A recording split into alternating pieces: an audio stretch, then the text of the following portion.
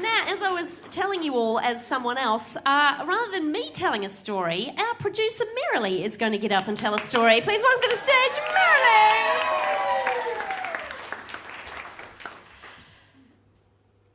You know that sickening, lovely feeling when you see someone who you love and you've loved them so deeply and so completely that your heart explodes and breaks and turns into confetti and you want to cry and laugh and scream and dance a jig all at the same time. And it's wonderful until they're not your person anymore.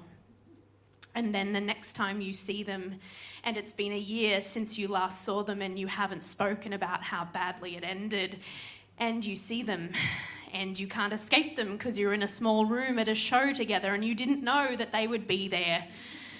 And you know that they must have known that you would be there because you were in charge of it.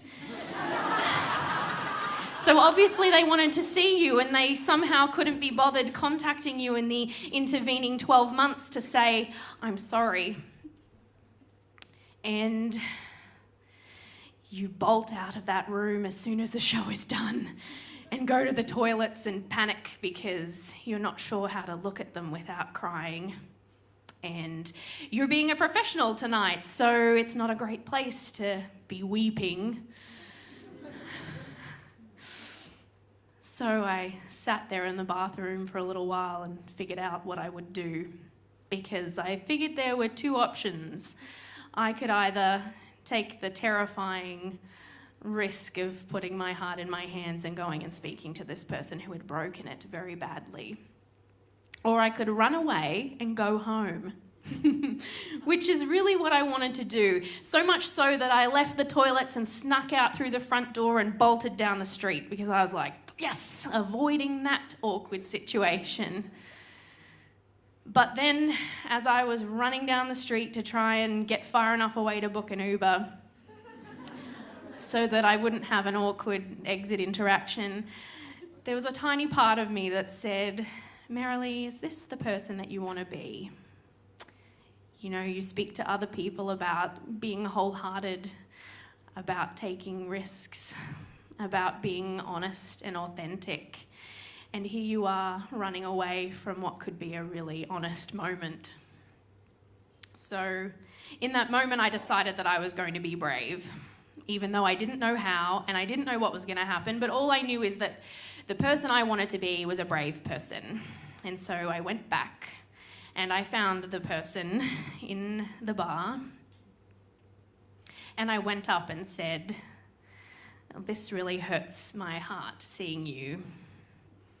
And he said, it hurts my heart too. And we ended up sitting and talking for about 3 hours and like everything came out, you know, all my anger and my disappointment and my sadness about how everything had gone, and all he could say was, I'm sorry. And nothing more happened after that night. I thought, oh, maybe we can be friends. And I left that place going, the ball's in your court. And it's been years and he never called. But I was brave, and that's what matters.